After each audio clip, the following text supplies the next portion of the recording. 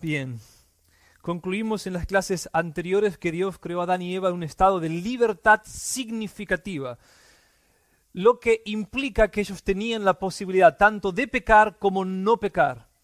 Ellos tenían la capacidad dada por Dios de abstenerse de pecar y a la vez de obedecer. Sin embargo, ellos eligieron libremente desobedecer. No había nada en sus naturalezas o en el ambiente o en alguna especie de decreto secreto de Dios que de alguna forma los coaccionara o los moviera o los obligara a pecar. La caída podría no haber ocurrido. Todo lo que la Biblia dice sobre la caída del hombre se resume en las palabras del sabio de Eclesiastés, capítulo 7, versículo 29. Mira, solo esto he hallado, que Dios hizo rectos a los hombres, pero ellos buscaron muchas artimañas. Solo esto he hallado, y no hay nada más que ningún otro personaje bíblico haya podido descubrir acerca del origen de la caída. Dios hizo a los hombres rectos, es decir, un estado de pureza original, de justicia original, pero ellos tenían la libertad de buscar muchas artimañas o errores, se puede traducir el hebreo, y eso es exactamente lo que hicieron.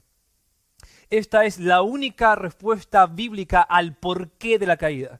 ¿Por qué ocurrió la caída? Porque los hombres usaron mal la libertad original en la que fueron creados y decidieron rebelarse contra Dios. A.W. Tozer, un teólogo y místico en la historia de la Iglesia, enseñó ampliamente acerca de la soberanía de Dios y libertad humana, y él resume muy bien nuestra posición, la posición de los pastores de esta iglesia en el siguiente párrafo. Dios soberanamente decretó que el hombre debe tener libertad para ejercer la elección moral, y el hombre desde el principio ha cumplido ese decreto haciendo su elección entre el bien y el mal. Cuando decide hacer el mal, él no contrarresta la voluntad soberana de Dios, sino que la satisface, puesto que el decreto eterno de Dios no decidió lo que la elección del hombre debía hacer, sino que debía ser libre para hacerla. Hasta acá lo que Tozer dice esencialmente es que no hay tal cosa como un decreto de Dios minucioso que determine absolutamente todo lo que los hombres harían o no harían en el tiempo, sino que más bien Dios decretó que el hombre tendría libertad para actuar. La voluntad del hombre es libre, continúa diciendo Tozer, porque Dios es soberano. Escuchen bien esto. La voluntad del hombre es libre porque Dios es soberano. Un Dios menos soberano no podría otorgar libertad moral a sus criaturas. Él tendría miedo de hacerlo.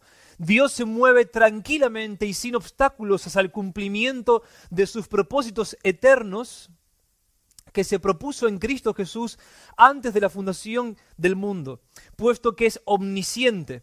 No puede haber ninguna circunstancia imprevista ni accidental. Hay libertad para elegir de qué lado estaremos, pero no hay libertad para negociar los resultados de la elección una vez que se hace. Nuestra elección es propia, pero las consecuencias de la elección ya han sido determinadas por la soberana voluntad de Dios, y sobre esto no hay ninguna apelación. Esa es toda nuestra posición resumida en un párrafo respecto a la soberanía de Dios y la libertad humana, aunque por supuesto hay mucho más que podemos decir, y vamos a hacerlo cuando lleguemos al apartado de la predestinación y la doctrina de la elección.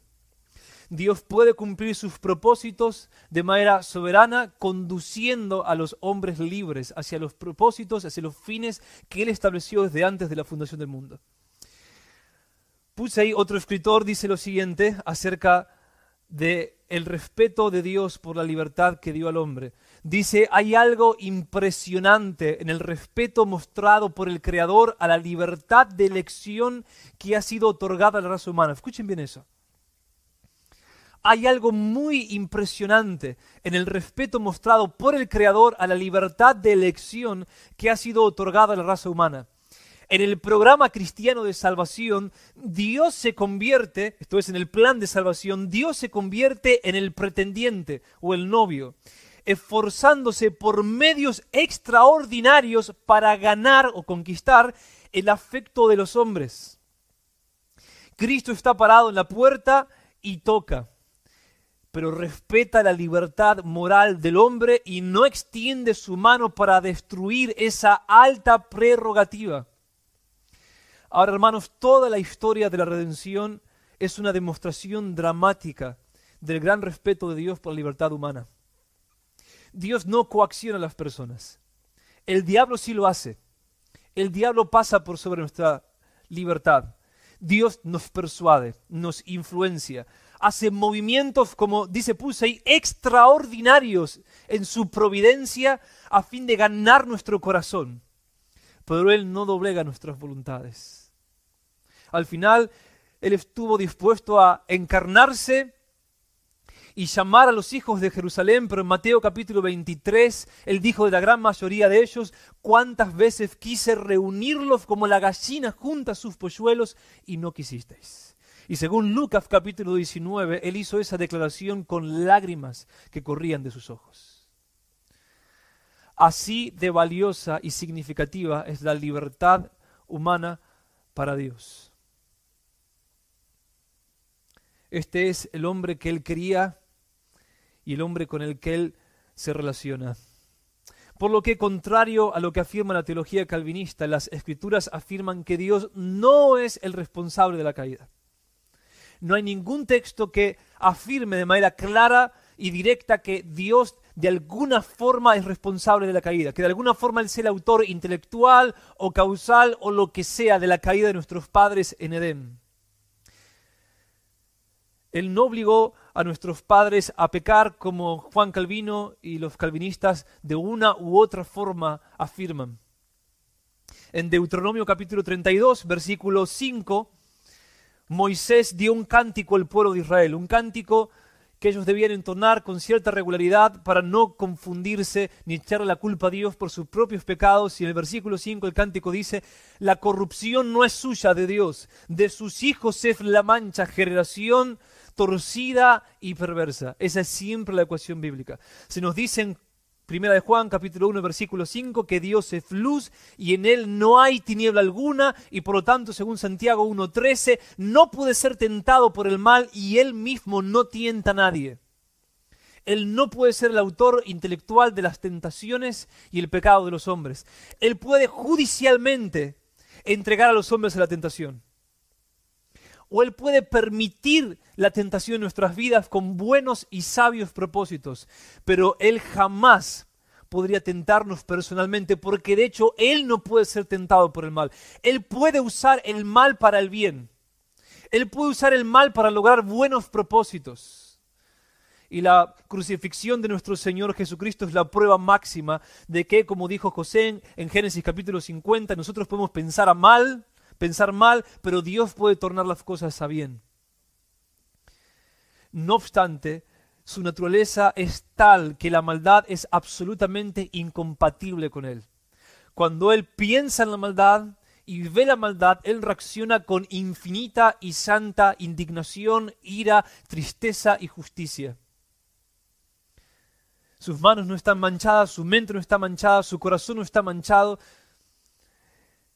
Él se presenta en Ezequiel capítulo 33, versículo 11, como el que no quiere que los hombres continúen en el pecado, sino que se arrepientan y se vuelvan a Él. Diles, esto es un juramento: vivo yo, declara el Señor Dios.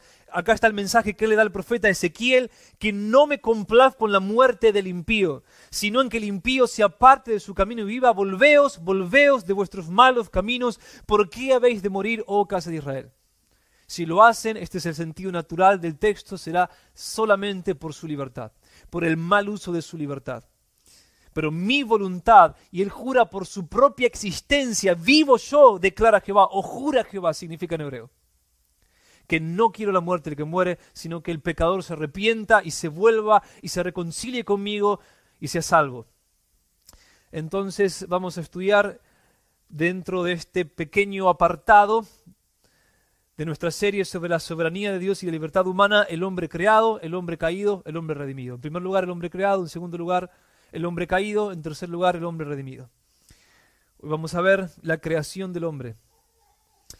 El hombre es el pináculo de la obra creadora de Dios. En el Salmo capítulo 8, versículos 5 al 8, es exactamente lo que David canta. Lo has hecho un poco menor que los ángeles, dice acerca del hombre, y lo coronas de gloria y majestad. Tú le haces señorear sobre las obras de tus manos. Todo lo has puesto bajo sus pies, ovejas, bueyes, todos ellos, y también las bestias del campo, las aves de los cielos y los peces del mar, cuanto atraviesa la senda de los mares. El hombre es el pináculo de la creación bajo el cielo. El hombre es, para el resto de la creación bajo el cielo, en cierto sentido, lo que Dios es para sí mismo. Él es el representante de Dios en esta creación. Él es el virrey y Dios es el rey. Él es el gobernante puesto por Dios para administrar con su imagen formal en sí mismo todas las cosas que fueron hechas. Y la creación nos necesita desesperadamente, tanto que en Romanos capítulo 8, Pablo dice que la creación gime y está en dolores de parto esperando la manifestación gloriosa de los hijos de Dios. Y de hecho, las Escrituras afirman que en la era venidera no solamente seremos el pináculo de la obra creadora de Dios bajo el cielo, sino sobre el cielo.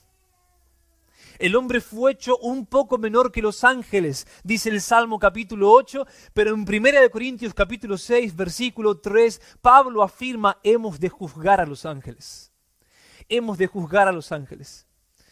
Nos sentaremos, como afirma Apocalipsis capítulo 3, versículo 21, al lado de nuestro Señor en el trono de David, y juzgaremos las naciones y juzgaremos incluso a los ángeles. Usaremos la ley de Dios en representación de Dios, con la imagen de Dios en nosotros mismos ya glorificada y consumada, como dice en el resto de las Escrituras, como afirmó nuestro Señor, teniendo un brillo más grande que el sol, o como lo dice Daniel, brillando como las estrellas mismas, reflejando la gloria de Dios. Al final, cuando veamos a Jesús, como dice el apóstol Juan, tal como Él es, entonces seremos semejantes a Él. Todavía no se manifestó lo que hemos de ser, pero cuando se manifieste lo que hemos de ser, aún los ángeles estarán bajo nuestras órdenes y nuestra autoridad. El hombre es el pináculo de la obra creadora de Dios, este ser hecho conforme a la imagen y semejanza de Dios. La gloria del hombre es que de manera distintiva él fue hecho a imagen y semejanza de Dios más allá que el resto de las criaturas. En Génesis capítulo 1, versículos 26 al 27, y dijo Dios, hagamos al hombre a nuestra imagen, conforme a nuestra semejanza, y ejerza dominio sobre los peces del mar, sobre las aves del cielo, sobre los ganados, sobre toda la tierra, y sobre todo reptil que se arrastra sobre la tierra. Creó pues Dios al hombre a imagen suya, a imagen de Dios lo creó, varón y hembra los creó. Hombre y mujer son seres complementarios, ambos portan la imagen de Dios, aunque reflejan diferentes aspectos de esa imagen. Sin embargo, tenemos dos declaraciones más en el libro de Génesis que son de valor acerca del hombre creado a imagen de Dios. La segunda está en Génesis capítulo 5, versículo 1. Este es el libro de las generaciones de Adán. Nos dice Moisés, el día que Dios creó al hombre, a semejanza de Dios le hizo. Y finalmente la tercera declaración se encuentra en el capítulo 9, versículo 6, en Génesis. Leo versículos 5 y 6 para agarrar el contexto. Acá tenemos la declaración sobre la pena capital. Y ciertamente, dice el Señor, pediré cuenta de la sangre de vuestras vidas, de todo animal la demandaré, y todo hombre, del hermano de todo hombre demandaré la vida del hombre. El que derramare sangre de hombre, por el hombre su sangre será derramada. El establecimiento de la pena capital. ¿Por qué? Porque imagen de Dios hizo Él al hombre. Hay algo demasiado, demasiado sagrado en el hombre. E incluso en el hombre caído. Esta declaración se encuentra después del diluvio y la condenación de la raza humana.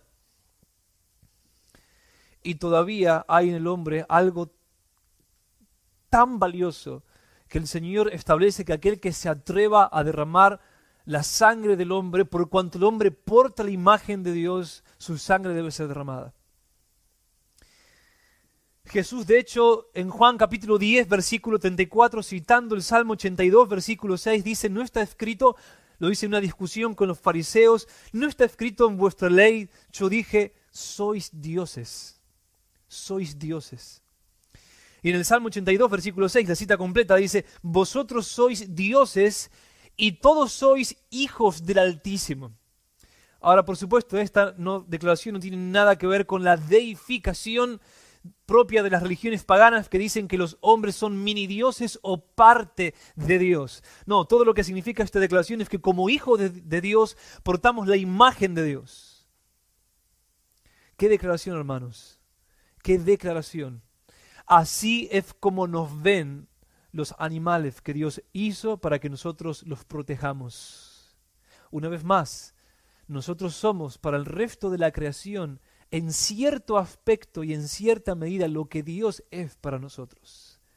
Nosotros somos los señores de la creación y Dios es nuestro Señor, y ese es el orden de las jerarquías. Dioses sois como hijos de Dios. Oh, hermanos, si Juan fue tentado a adorar a los ángeles cuando los vio, tal y como lo vemos en el libro de Apocalipsis, y nosotros seremos superiores a los ángeles, juzgaremos a los ángeles. Nosotros somos la novia de Dios el Hijo. Los ángeles son los invitados, por así decirlo, en la boda. Y nuestros servidores. Oh, ¿qué será ver a un hombre en su gloria consumada, en su gloria final? El hombre tiene principio. Adán fue hecho moralmente perfecto, pero no desarrollado. Incluso Jesús creció en estatura y en sabiduría. Pero el hombre tiene una eternidad por delante para desarrollarse. Estaremos avanzando hacia el infinito, creciendo más y más en nuestra semejanza a Dios por los siglos de los siglos. Ese es el plan de Dios. Eso es el hombre. Eso es el hombre. Ni siquiera podemos imaginarnos lo que seremos de acá a algunas edades. Bien, Génesis 1, versículos 26 y 27, el hombre creado a imagen y semejanza de Dios. La palabra imagen es tselem, en hebreo significa sombra, el hombre es como una sombra de Dios. La palabra semejanza está muy bien traducida, simplemente significa algo que se parece, se asemeja, se relaciona con. Ahora, en los textos que hemos visto, Génesis capítulo 1, versículos 26 y 27 aparecen ambas frases, el hombre creado a imagen y semejanza de Dios. En Génesis capítulo 5, versículo 1, solamente se habla del hombre creado a semejanza de Dios. Y en Génesis capítulo 9, versículo 6, solo se menciona que el hombre fue hecho a imagen de Dios. Imagen y semejanza, a diferencia de la interpretación católica, los protestantes hemos interpretado siempre que significan una misma cosa. Se trata simplemente de una forma de paralelismo hebreo propio de la poesía hebrea para acentuar un aspecto. El hombre es similar a Dios en algunos aspectos. El hombre porta la imagen de Dios en algunos aspectos. Así que imagen y semejanza son términos sinónimos. Bien, algo muy importante. La imagen de Dios en el hombre no se perdió con la caída de nuestros padres. Una vez más en Génesis capítulo 9, versículo 6, se afirma que el hombre todavía porta la imagen de Dios después del diluvio, después de la caída, después del juicio de Dios. Y no hay ninguna sugerencia en ninguna parte de la Escritura que nos diga que el hombre perdió la imagen de Dios. La imagen de Dios es algo inherente al hombre en sí. El hombre tendría que dejar de ser hombre para que deje de ser ese ser que Dios hizo conforme a su imagen y semejanza. La imagen de Dios en nosotros, la semejanza de Dios en nosotros es algo que no se pierde, que no se puede perder. De hecho, en el Nuevo Testamento tenemos dos referencias más al hombre como creado a imagen de Dios. En 1 Corintios capítulo 11, versículo 7, Pablo se refiere al varón como la imagen y gloria de Dios. el hombre todavía caído posee la imagen y la gloria de Dios, dice Pablo hablando en términos generales. Y en Santiago capítulo 3, versículo 9, hablando acerca de las calumnias y las difamaciones y las murmuraciones, del mal uso de la lengua, Santiago dice, con ella bendecimos a nuestro Señor y Padre, y con ella maldecimos a los hombres que han sido hechos a la imagen de Dios. Por lo cual, la imagen de Dios es algo que no se pierde con la caída, es algo que perdura en el hombre. Nosotros somos pecadores, pero portamos la imagen de Dios, incluso como pecadores. Ahora bien, este es un sentido en el que la Biblia usa la palabra imagen de Dios. Hay otros dos sentidos que son importantes en nuestro estudio.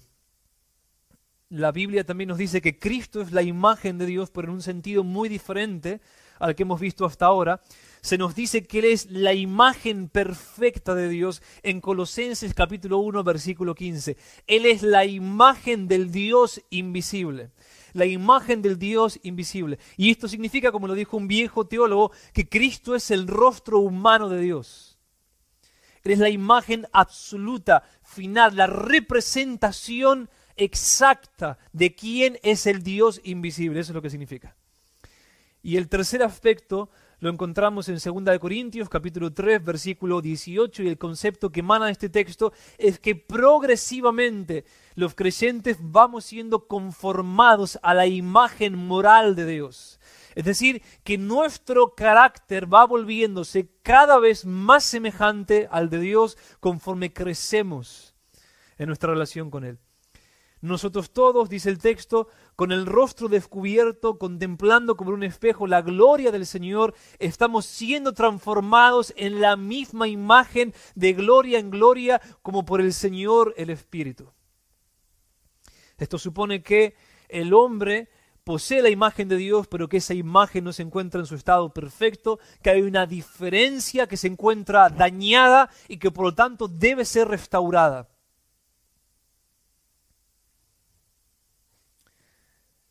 Así que, hermanos, tenemos estas tres categorías de textos.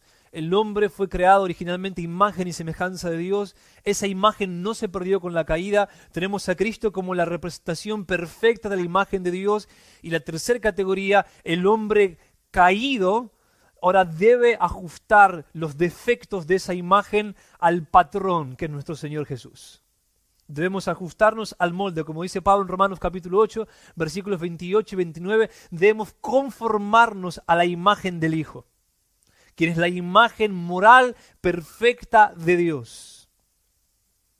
Así que, hermanos, el hombre natural al que se refiere Pablo en 1 Corintios 2:14, el hombre natural, hay una paradoja, en realidad es muy antinatural. El hombre natural es muy antinatural. El hombre tal y como se ve hoy no es el hombre que Dios creó. Lo que vemos son los restos del hombre tal y como fue hecho originalmente.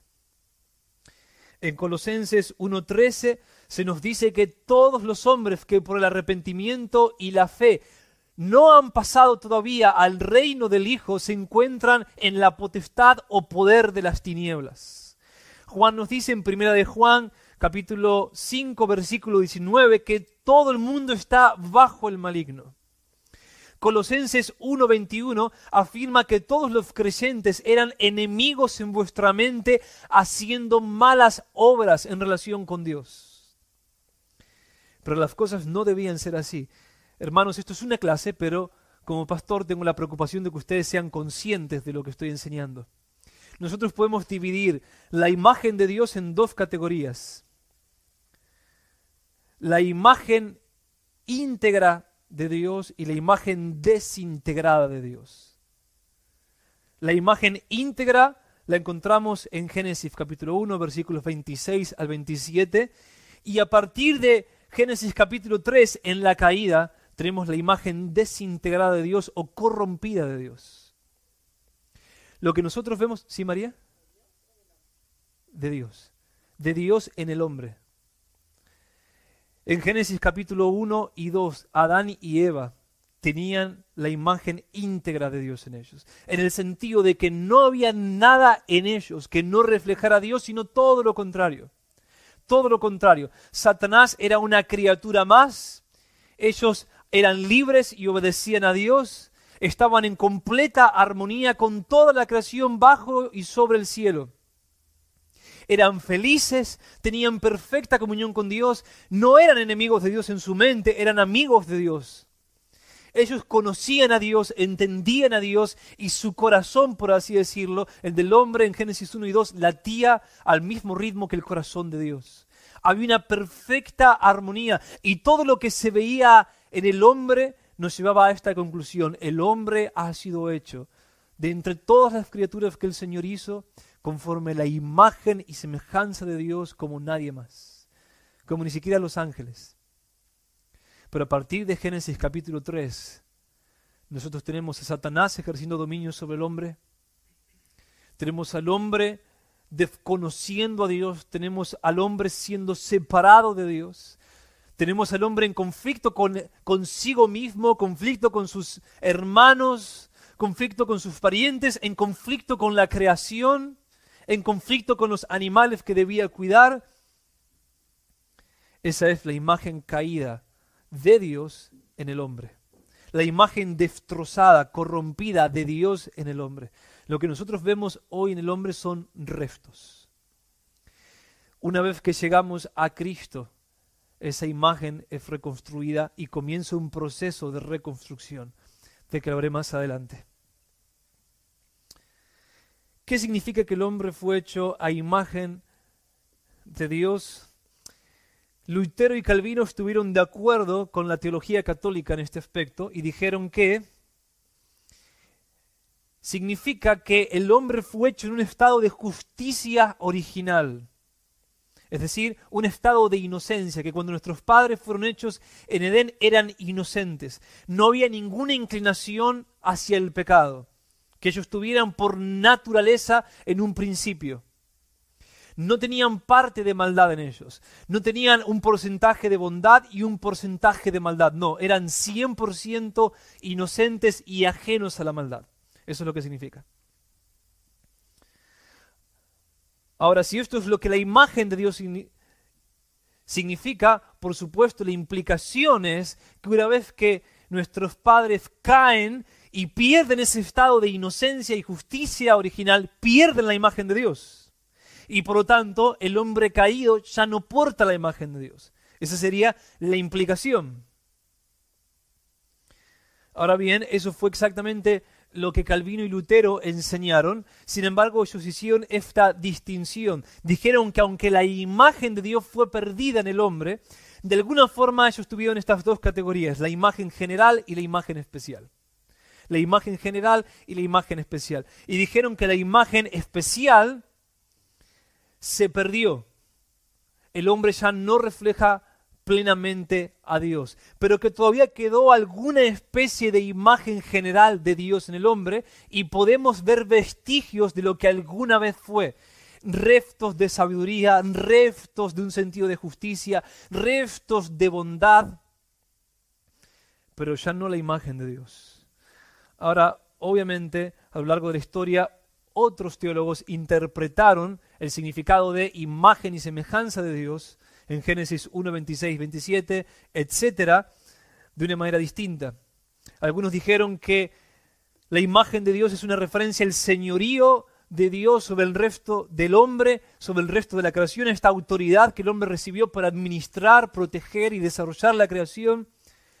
Otros apuntaron a la razón, dijeron que la imagen de Dios era la razón humana, lo que distingue al hombre de los animales. Nosotros somos seres racionales y los animales no lo son. Otros dijeron que la imagen de Dios en el hombre es la libertad del hombre. Los animales actúan por instinto. Las arañas tejen sus telas de manera instintiva, no tienen que aprender a hacerlo y no lo hacen de manera consciente por decisión propia. Los hombres, por el contrario, tomamos decisiones, sopesamos, aprendemos, decidimos qué hacer y qué no hacer. Otros finalmente dijeron que la imagen de Dios en el hombre era una referencia a la responsabilidad moral del hombre o al hecho de que el hombre debe rendir cuentas ante Dios. Por supuesto, el resto de la creación bajo el cielo, los animales no rinden cuentas a Dios. Ahora bien, lo cierto es que ninguno de los textos que mencionan al hombre como hecho, imagen y semejanza de Dios da una explicación teológica clara que nos permita desarrollar una definición acabada y dogmática de lo que la declaración significa. Pero me imagino que todos ustedes ya habrán pensado que no hay razones para descartar ninguna de las alternativas que leí hasta el momento de lo que pudiera llegar a significar el hecho de que el hombre es imagen y semejanza de Dios. Ciertamente el hombre en un principio poseía justicia original, inocencia, justicia perfecta, pero todavía sigue portando la imagen de Dios cuando pierde ese estado de inocencia. Y creo que podemos sostener que tanto el hecho de que el hombre ha sido designado como el Señor de la creación, su razón, su libertad, su responsabilidad moral, componen diferentes aspectos de la imagen de Dios en él, diferentes aspectos de su semejanza a Dios. No tienen por qué ser mutuamente excluyentes. Ahora bien, quiero enfatizar lo siguiente, y este es un punto importante para distinguir las diferentes teologías históricas que se han dado sobre este asunto. Tenemos razones, una vez más, el texto de Génesis capítulo 9, 1 Corintios 11, Santiago capítulo 3, que nos dicen que el hombre sigue portando la imagen de Dios incluso después de pecar. Por lo que, a diferencia de los reformadores, pero con la vasta mayoría de los protestantes, creo que el hecho de que el hombre fue creado imagen y semejanza de Dios no significa que el hombre fue creado en un estado de pureza original. Eso simplemente es cierto. Por supuesto que el hombre fue creado en un estado de inocencia, de pureza, que no había tinieblas en él, que no había maldad en él. Pero el hombre pecador todavía sigue portando la imagen de Dios. Creo que es más preciso y más bíblico simplemente decir que el hombre pecaminoso todavía es un hombre hecho a imagen y semejanza de Dios, pero separado de su Creador. El hombre pecaminoso todavía, afirman las Escrituras, porta la imagen de Dios. Somos tan semejantes a Dios como Adán en cierto sentido. Ahí están todas las características que hacen posible que nosotros seamos ese hombre capaz, esa criatura capaz de reflejar quién es Dios, de relacionarse con Dios, de señorear sobre la creación, pero estamos separados de Dios. Estamos separados de Dios. Y esto tiene implicaciones para la construcción de todo el aparato doctrinal. ¿Por qué? Porque, por ejemplo, en el calvinismo, si el hombre perdió completamente la imagen de Dios en la caída, ellos dirán que esa imagen recién vuelve a aparecer en el hombre de una manera al menos significativa y valiosa cuando es regenerado. Cuando el Espíritu Santo lo regenera, cuando es salvado. Sin embargo, el resto de las teologías afirmarán que no es así, que el hombre todavía porta la imagen de Dios después de caer, y que esa imagen es restaurada en la regeneración en una gran medida. Ahora, esto es muy importante, por la siguiente razón. Los calvinistas dirán que la única esperanza de que un hombre pueda volver a reflejar la imagen de Dios es la regeneración, y ellos dirán que la regeneración es dada solamente a algunos hombres, escogida incondicionalmente y de manera arbitraria, operada por gracia irresistible. Simplemente no hay ninguna esperanza de que el hombre pueda volver a entrar en una relación con Dios hasta que esa imagen sea reconstruida, dirán los calvinistas. Hasta que el hombre no porte la imagen de Dios una vez más, no podrá tener ninguna relación con Dios. Y su única esperanza es la regeneración. La gracia de Dios en la regeneración. Ahora, otras teologías entonces dirán, el hombre todavía porta la imagen de Dios. Está caído. esa imagen está dañada, está separado de Dios. Pero puesto que porta la imagen de Dios, tiene toda la potencialidad de entrar a una relación con Dios. Y por lo tanto, la gracia preveniente de Dios, dirán, la gracia que antecede a la regeneración, las obras que Dios hace para atraer y conquistar y llevar al arrepentimiento y la fe a los hombres pecadores, será suficiente para que Él pueda volver, entrar en una relación con Dios y ser regenerado para obtener así el poder de vivir de acuerdo a su razón. Para vivir de acuerdo en una buena medida a lo que sabe de la voluntad de Dios. ¿Lo comprenden? Así que calvinistas y arminianos estarán de acuerdo en la amplitud de la caída y dirán que el hombre es completamente depravado en el sentido de que todos los hombres están caídos y de que la totalidad del ser de cada hombre está afectado por la caída. Que la razón, los deseos, los sentimientos y la voluntad de los hombres se encuentran alienados de Dios por la caída. Que estamos corrompidos, que esa imagen ha sido severamente dañada en su totalidad, en todas sus partes, en todas sus facultades y en su cuerpo. Pero acá estará la diferencia. Mayormente entre calvinistas y arminianos habrá una diferencia respecto a la intensidad de esa depravación. La intensidad de esa depravación. Ahora, entre muchos calvinistas y arminianos habrá acuerdo respecto a la intensidad. Habrá acuerdo. Pero en general no lo hay. Por ejemplo, los calvinistas dirán que, puesto que el hombre no posee la imagen de Dios, sino alguna especie de imagen general de Dios, alguna especie de vestigio de lo que alguna vez fue, es incapaz de amar a Dios antes de ser regenerado. Incapaz de arrepentirse de sus pecados antes de ser regenerado. La regeneración debe reconstruir esa imagen de Dios en él, si no, aparte de eso, el hombre es algo así como un enemigo de Dios a tiempo completo. Mientras más conozca quién es Dios, dirá el calvinista, el hombre, antes de la regeneración, más odiará a Dios. Más lo odiará, y todo lo que puede fluir de su naturaleza no va a ser otra cosa que odio hacia Dios. Puede tener algún mínimo aprecio hacia las cosas buenas, algún afecto hacia sus seres queridos, pero es incapaz de arrepentirse y creer. Así de intensa es su depravación. Ahora, los arminianos reformados, los arminianos que siguen a Arminio, junto con luteranos, anabaptistas, dirán lo siguiente: los hombres están completamente depravados. Se encuentran en un estado de incapacidad espiritual. No hay nada bueno que pueda salir del hombre aparte de la gracia de Dios. Nadie buscará a Dios aparte de la iniciativa de Dios. Pero Dios ha desplegado su gracia sobre toda la creación y su búsqueda llega hasta lo último de la tierra. Y en diferentes medidas Él se manifiesta a los hombres y los llama por la revelación general, por la conciencia y por su palabra. Y entonces esa imagen de Dios que todavía está en Él, influenciada y en alguna medida restaurada por esa gracia de Dios desplegada a todos los hombres, recobra la capacidad de responder. Recobra la capacidad de responder.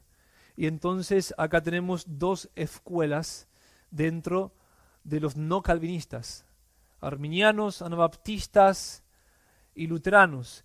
Algunos dirán que la gracia que Dios despliega a todos los hombres bajo el cielo, incluso a los paganos que nunca escucharon ni la ley de Moisés ni el Evangelio, es suficiente para llevarlos al arrepentimiento y la fe. Y otros dirán, y acá es mi posición, que esa gracia es suficiente para iniciar una atracción, una conquista, para moverlo en parte hacia el arrepentimiento y la fe, hacia la apreciación del bien y del mal, pero que será cuando llega el Evangelio. Que el Espíritu Santo obrará y traerá convicción de pecado, de justicia y de juicio, y afectará de tal manera su corazón que ese hombre que todavía porta la imagen de Dios será capaz de arrepentirse y creer, aunque todavía no haya sido regenerado. Aunque todavía el poder del pecado en su vida no haya sido vencido. Y al que se arrepiente y cree será unido a Cristo, será vivificado, resucitado espiritualmente y entonces tendrá dominio sobre el pecado. Esa es la importancia.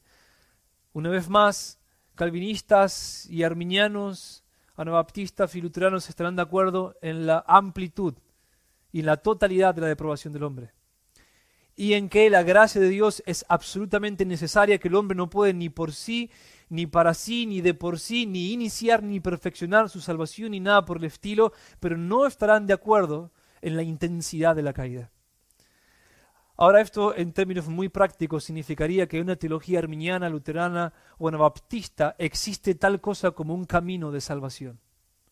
Un camino de salvación que antes de la regeneración el hombre puede comenzar a interactuar con Dios, que Dios puede conducirlo al arrepentimiento y la fe, que todo lo que Dios hace antes de la regeneración para provocar el arrepentimiento y la fe del hombre, para conquistarlo, para llevarlo a un punto de conciencia, para que vuelva en sí mismo, como en Lucas capítulo 5, el hijo pródigo vuelva en sí mismo y vuelva a él, tiene sentido. Que hay tal cosa como un camino de salvación, como Jesús le dijo a este escriba de la ley cuando contó la parábola del buen samaritano: no estás lejos del reino de Dios. No estás lejos del reino de Dios. En el calvinismo, en la teología calvinista, nada de lo que Dios haga antes de la regeneración tiene sentido alguno. Dios podría hacer maravillas en su providencia, podía llamar al hombre, podría hacerlo sufrir y ser feliz para que se arrepienta.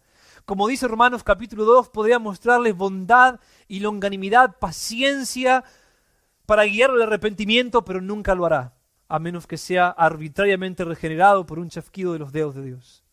Como afirma Pablo en Hechos capítulo 14, podía dar lluvia, alegría en el corazón, llenar su granero, pero nada bastará para que el hombre se arrepiente y crea. No hay esperanza. No hay esperanza, puesto que la intensidad de su depravación es tal que la regeneración es la única solución. Ahora, Jacobo Arminio solía llamar a la gracia que antecede la regeneración, al nuevo nacimiento, una forma de regeneración. Dios restaurando en alguna medida, con su gracia, la naturaleza del hombre, la imagen de Dios en el hombre, para que tenga la capacidad de arrepentirse. Y entonces él hablaba de una segunda regeneración, grados de regeneración. Y de hecho este lenguaje es común en algunos calvinistas en relación con la santificación. Dirán que la santificación podría ser una especie de regeneración progresiva en donde más y más la imagen de Dios es restaurada en el hombre. O incluso hablan de glorificación progresiva. Así que no es sorprendente este vocabulario entre teólogos sistemáticos de diferentes tradiciones.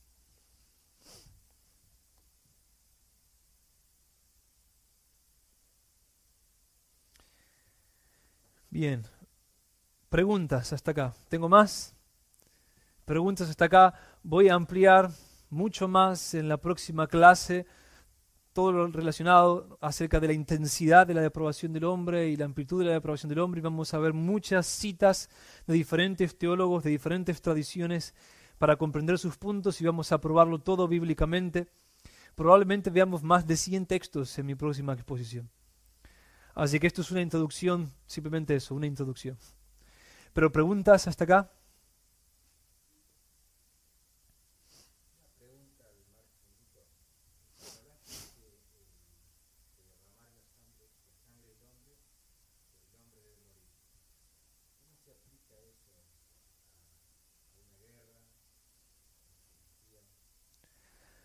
Bueno, preferiría no responder esa pregunta porque demandaría cierto tiempo y estamos en un módulo que tiene que ver con otro tema.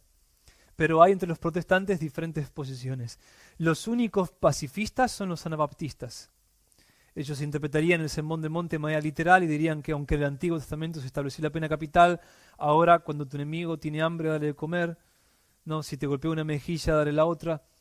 Y que no hay que tener guerra bajo ninguna circunstancia. Nunca se justifica la guerra, la pena capital está mal. Otros, la mayoría, en realidad el resto de los protestantes prácticamente, dirían que bajo ciertas circunstancias la pena capital es una opción viable. Que la misma razón por la que fue establecida en un principio sigue vigente hoy. El hombre sigue portando la imagen de Dios y cuando alguien derrama sangre humana, el mandato sigue ahí. Su sangre debería ser derramada. Pero hay muchos debates. Mayormente la teología latinoamericana ha sido influenciada por el anabaptismo en su pacifismo y suena muy chocante pensar en una guerra justa. Pero no es así en la historia de la Iglesia. De hecho, algunos extremistas luteranos y calvinistas persiguieron a los anabaptistas por no creer que había la posibilidad de una guerra santa. Y de hecho los mataron por eso.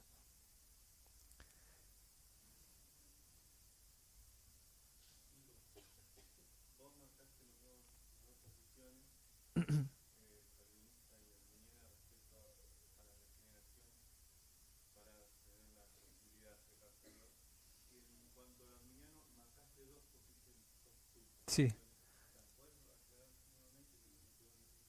sí.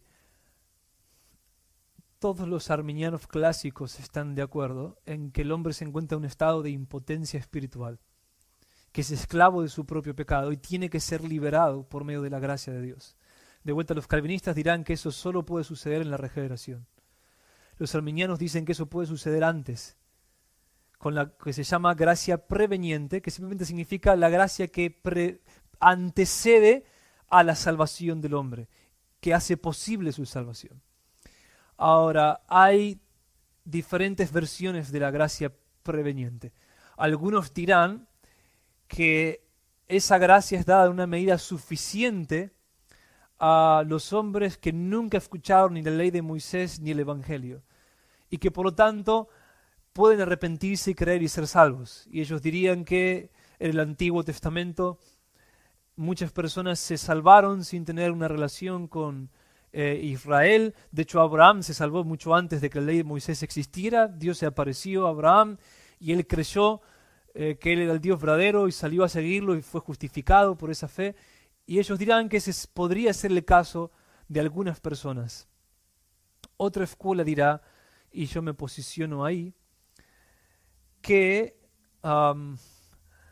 la gracia que Dios reparte a los hombres que nunca escucharon el Evangelio y la ley de Moisés es suficiente para iniciar un proceso de llevar al hombre a un punto de preparación para responder al Evangelio. Y esta escuela diría, por ejemplo, que este es el trabajo que la gracia preveniente hace en la buena tierra, en la parábola del sembrador en Mateo capítulo 13. Tenemos 4 tipos de tierras. El cuarto tipo de tierra es llamado buena tierra, pero todavía son pecadores. Ellos son pecadores. La buena tierra en los evangelios suelen ser los publicanos, las prostitutas, los peores pecadores del pueblo de Israel. Ellos son buena tierra antes de ser regenerados. Son buena tierra antes de ser salvos. Son buena tierra aun cuando son los peores pecadores de Israel. ¿Qué significa que son buena tierra? Jesús dice, están ahí dadas todas las condiciones, todo el trabajo hecho. La tierra es lo suficientemente fértil para que cuando llegue la predicación del Evangelio y ellos escuchen, ellos van a responder. Por supuesto, esto presupone la libertad significativa, que hay cierto tipo de personas que cuando escuchen el Evangelio, a diferencia de las demás, van a responder.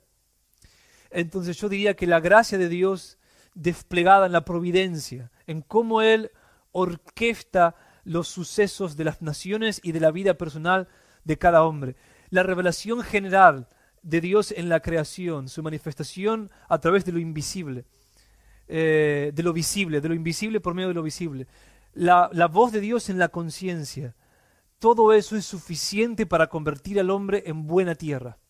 Ahí están todas las cualidades que aseguran que cuando el Evangelio llegue la persona va a responder. La gracia de Dios lo llevó hasta ahí, pero cuando el Evangelio llegue, la persona tendrá la oportunidad de arrepentirse y creer finalmente y salvarse. Yo me posiciono acá, pero yo diría lo siguiente. Llego a esta conclusión porque veo 2 categorías de textos. Textos que hablan de Dios buscando el arrepentimiento y la salvación de personas que nunca escucharon el Evangelio, y textos que afirman que deben oír el Evangelio para poder ser salvos. Y en los casos bíblicos tenemos gente como Naamán el sirio, la viuda de Sarepta. Elías y Eliseo fueron enviados a estas personas. Jesús de hecho lo dice y despertó la furia del pueblo de Israel. Cuando él dice, a ellos fueron enviados los profetas. Naamán el sirio, la viuda de Sarepta, no a ustedes. Fueron enviados a ellos. Eran idólatras. Estas personas eran paganos, eran gentiles. ¿Por qué fueron enviados a ellos? Porque iban a responder. Porque eran dignos. Porque eran buena tierra. Entonces diría que cuando Dios lleva a una persona a un punto, a alguien llega a un punto de ser buena tierra, Dios enviará misioneros. Dios encontrará la forma de hacer que el evangelio llegue ahí. Y creo que hay muchos casos.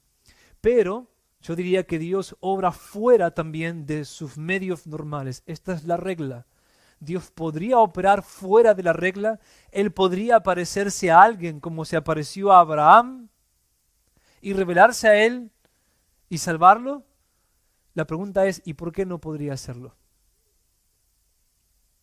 Creo que él puede obrar por fuera de sus medios. Pero no tengo la esperanza de que eso suceda bíblicamente. Y si sucediera, por el relato bíblico del hombre en Romanos 1, 2 y 3, no hay mucha esperanza de que esa gracia general, esa gracia proveniente pero general repartida a los hombres que no escucharon nunca ni la ley de Moisés ni el Evangelio, pudiera conseguir la salvación de mucha gente. ¿Respondo? ¿Sí?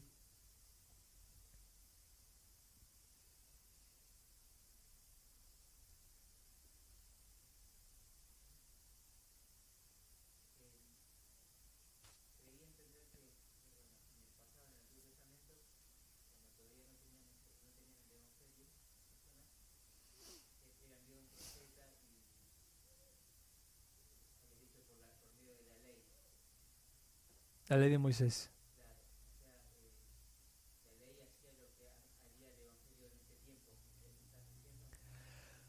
Bueno, depende cómo entiendas la ley. Yo diría que la ley nos llevaba al Evangelio en una buena medida, pero la ley predica la misericordia. Por eso ellos tenían sacrificios que hacer. La ley habla de justicia y misericordia, habla de pecado y perdón.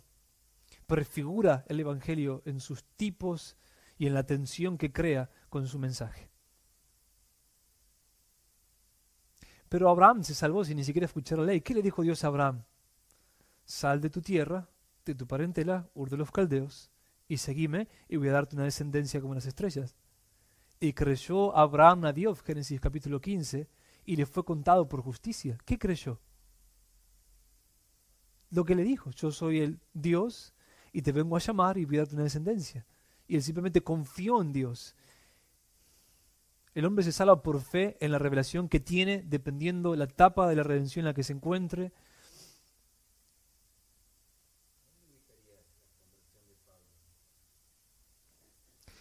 Bueno, Pablo en su bautismo, a Ananías, él cuenta que Ananías le dijo, ¿qué te detiene? Levántate y lava tus pecados invocando su nombre. Lava tus pecados invocando su nombre. Entonces fue cuando llegó Ananías, probablemente, que le explicó el Evangelio, lo condujo al bautismo e invocando el nombre de Jesús, él lavó sus pecados. Y cuando ves la teología de Pablo sobre el bautismo, la regeneración, la conversión, vos podés entender que no necesariamente este sea el caso siempre, pero era en el bautismo, en la iglesia primitiva, que una persona por primera vez invocaba el nombre de Cristo para salvación, que buscaba el perdón de sus pecados. Y en Colosenses capítulo 2, Pablo va a decir que es por la fe. Cuando alguien se bautizaba normalmente, por la fe, ellos confesaban sus pecados públicamente. Ellos oraban cuando se bautizaban. No era un rito de bienvenida a la iglesia como es en nuestros días. Ellos estaban buscando su salvación, confesando sus pecados. Era algo entre ellos y Dios primeramente. No contaban su testimonio ahí. Estaban dirigiéndose a Dios en primer lugar. Pablo dice en Colosenses capítulo 2 que por la acción en el poder de Dios, dice Pablo, ellos eran unidos a Cristo y en virtud de esa unión recibían vida espiritual y eran resucitados. Es una referencia a la regeneración.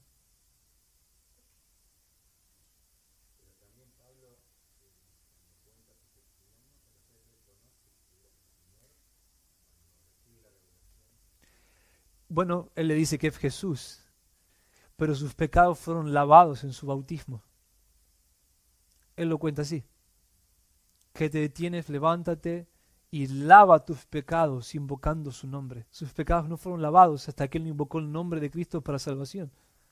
Probablemente él pasó 3 días en crisis después de encontrarse con Jesús, sin saber qué hacer, bajo convicción de pecado, reinterpretándolo todo. Llega Ananías y lo conduce a la salvación y al bautismo.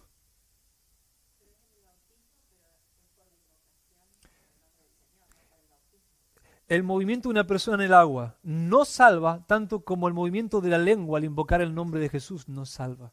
Es el arrepentimiento y la fe expresados en la búsqueda de reconciliación. Si alguien hace eso antes de bautizarse, él va a ser unido a Cristo, regenerado y salvado antes de bautizarse.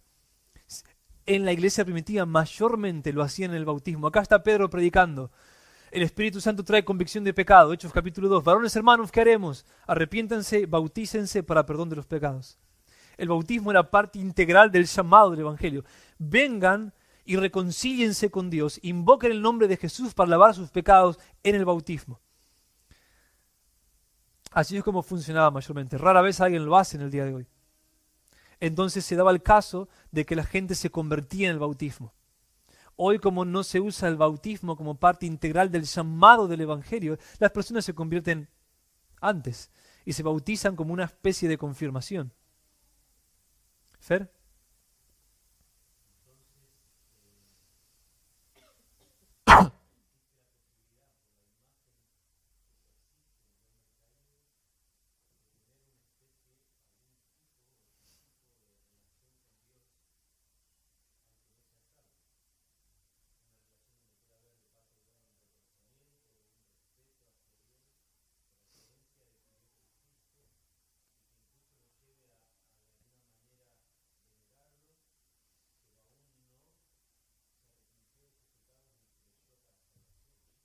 Bueno, es la historia del pueblo de Israel. Oseas capítulo 11, mientras más los buscaba, los llamaba, más se alejaban de mí, pero entonces él comienza a describir la relación con ellos.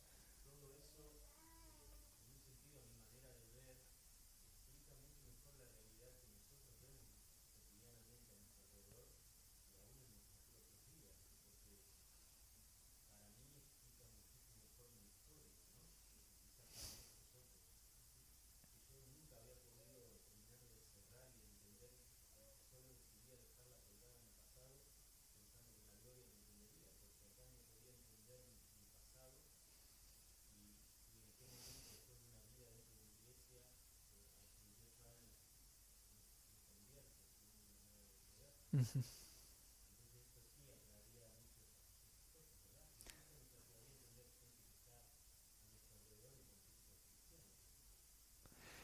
Totalmente, Fer.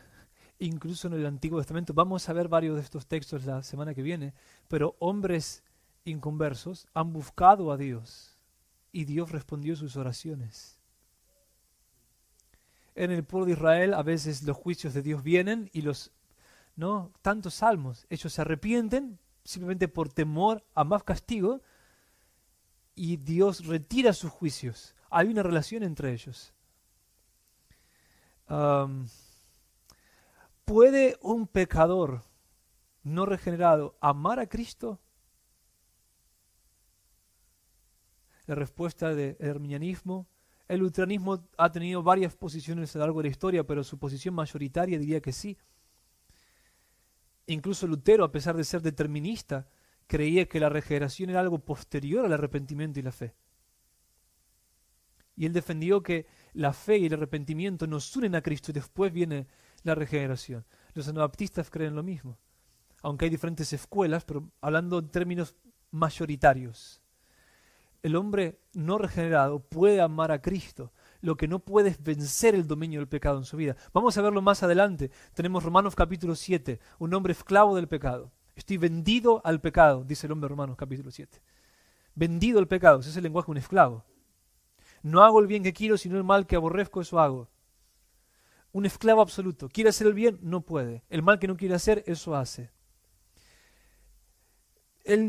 dice, queriendo hacer el bien, hallo esta ley en mí, la ley del pecado y la muerte, que me lleva cautivo. Otra vez, un esclavo. Sin embargo, en Romanos capítulo 6, él dice que el pecado no se enseñorea del hombre que ha sido unido a Cristo. Y en Romanos capítulo 8, la otra etapa del sándwich, dice Romanos capítulo 8, versículo 37, que los que estamos en Cristo somos más que vencedores por medio de aquel que nos amó.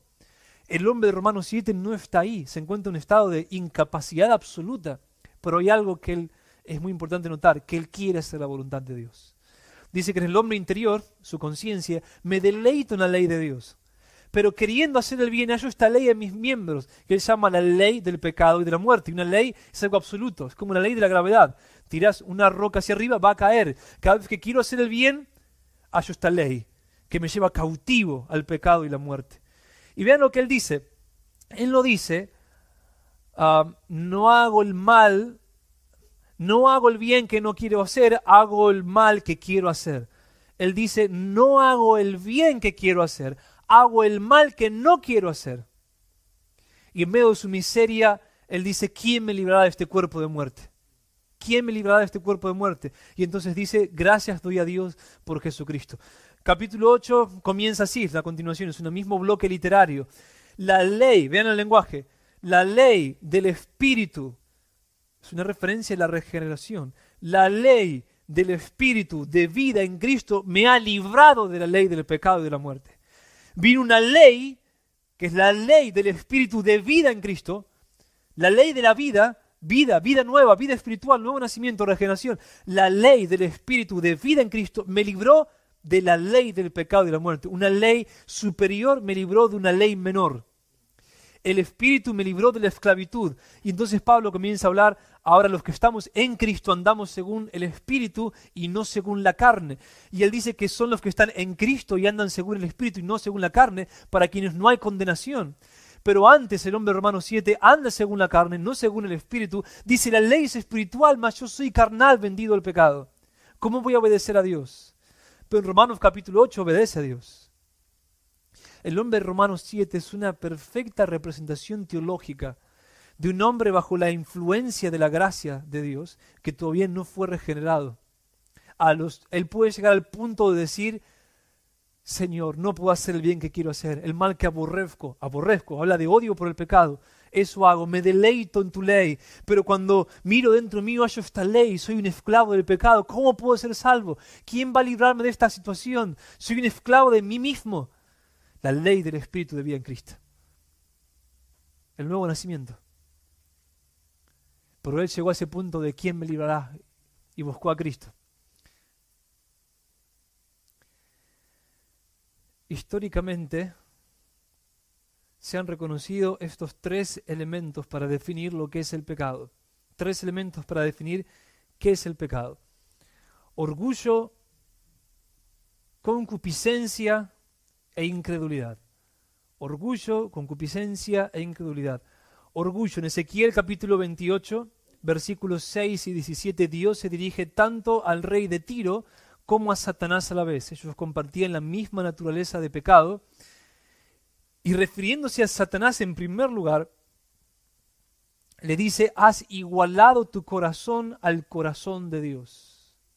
Versículo 17, se enalteció tu corazón a causa de tu hermosura. Se enalteció, orgullo, soberbia.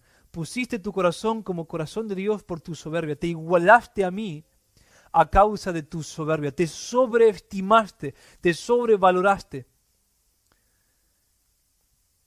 Y en Génesis capítulo 3, versículo 5, es con esta tentación que el diablo entra al huerto de Edén y les ofrece un camino para ser como Dios, que pongan su corazón como el corazón de Dios, al igual que Él lo hizo. Este es el primer elemento, el orgullo, la sobrevaloración de uno mismo. No conformarnos con nuestro lugar como criatura, codiciar el lugar del Creador, pensar que de alguna forma podemos llegar a enaltecernos e ir más allá de nuestra medida. Segundo lugar, concupiscencia o deseo lujurioso. Y esto no está solamente relacionado con la codicia sexual, es codicia en general. Codicia en general, deseos, pasiones pecaminosas que como jaurías de lobos salvajes se mueven dentro de nosotros. Pablo dice en Romanos 7:7, ¿qué diremos entonces? ¿Es la ley pecado? De ningún modo, al contrario, yo no hubiera llegado a conocer el pecado sino por medio de la ley, porque no habría sabido lo que es la codicia si la ley no hubiera dicho no codiciarás. Codicia. Codicia que hay dentro. Codiciamos tantas cosas, son pasiones. Y lo vemos en nuestra vida práctica, ¿no? Las pasiones del pecado, a veces tan absurdas, tan huecas, con tanta intensidad que nos mueven y luchan dentro de nosotros. Pablo habla de esto en Gálatas capítulo 5, cuando dice que los deseos de la carne se oponen a los deseos del Espíritu. Y en Romanos capítulo 14, versículo 3, la incredulidad. Todo lo que no procede de fe es pecado. O sea que la fe es la raíz y el pecado es el árbol. Todo lo que no procede de fe es pecado. La incredulidad es desconfianza en Dios. Primero hubo desconfianza en Dios en los corazones de Adán y de Eva, y después el pecado se consumó en la desobediencia de tomar del fruto prohibido. Y para finalizar, hablemos un poco sobre el pecado y la libertad. El pecado entró en el mundo por medio de la libertad del hombre. No obstante, no debemos perder de vista que la libertad es algo bueno. Nuestros padres usaron la libertad para obedecer, y en Génesis capítulo 3 la usaron para desobedecer. Nosotros la usamos tanto para obedecer como para desobedecer. Pero naturalmente, la libertad es un don bueno. Entonces, la libertad es un aspecto incluso de nuestra semejanza a Dios. Dios es un ser libre. Dios tiene la capacidad de tomar decisiones libremente. Su yo, su conciencia tiene la capacidad de elegir, de hacer una cosa u otra. Y nosotros heredamos este aspecto en virtud de que la imagen de Dios está en nosotros. Ahora, esta es una definición de pecado filosófica. Las definiciones bíblicas, se las vimos: orgullo, incredulidad y concupiscencia, o lujuria o codicia. Los filósofos definirían el pecado de la siguiente manera: el pecado es una privación del orden correcto de la voluntad de la criatura. El pecado es una privación del orden correcto en la voluntad de la criatura. El orden correcto en el ejercicio de libertad de la criatura sería en su orientación a Dios. Naturalmente, la voluntad, la libertad de Adán y Eva se inclinaba espontáneamente hacia Dios. Así era. Ellos no tenían que forzarse por libremente hacer la voluntad de Dios. Ese era el orden natural. La libertad estaba inclinada hacia Dios. A pesar de tener la libertad de pecar, Adán y Eva por un espacio de tiempo usaron su libertad para obedecer espontáneamente, hasta que llegó la tentación por fuera, por medio de Satanás. Entonces, el pecado es una alteración en el orden natural del ejercicio de la libertad. Y es importante entender eso. Porque la libertad es buena en sí, pero como fue alterada, ahora es mala. Las relaciones sexuales son algo bueno en sí, creado por Dios. Pero las relaciones sexuales ilícitas fuera del matrimonio, o incluso en el matrimonio, pero ilícitas, entonces son pecaminosas. Pero el sexo en sí es algo bueno, simplemente se torció. Se encuentra en el estado del hombre pecaminoso fuera de su orden, de su inclinación natural. Es lo mismo con la libertad. La libertad no es un problema en sí. Y acá lo importante es esto: cuando Dios creó al hombre libre, no creó al pecado, creó la libertad. Y fuimos Satanás y nosotros los que introdujimos el pecado en la creación por este mal uso de la libertad.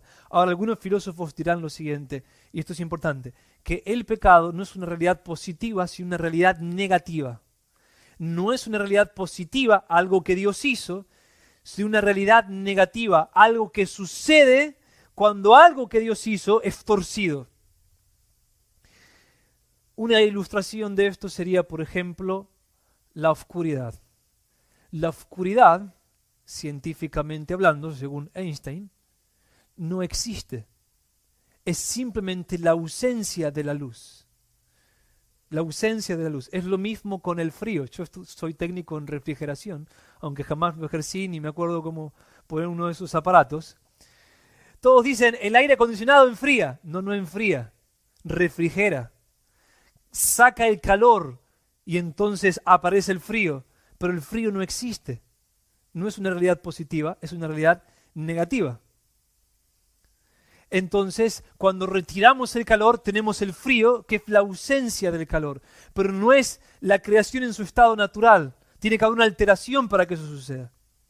Lo mismo dirían los filósofos cristianos en general. El pecado es la privación del orden correcto en la libertad de las criaturas. Bien, ¿alguna pregunta final? Y cerramos. Tienen cara de... ¿cómo se llama? Fue Sócrates el que dijo, yo solo sé que no sé nada. Yo solo sé que no sé nada. Esa es la cara de algunos de ustedes. ¿Alguna pregunta?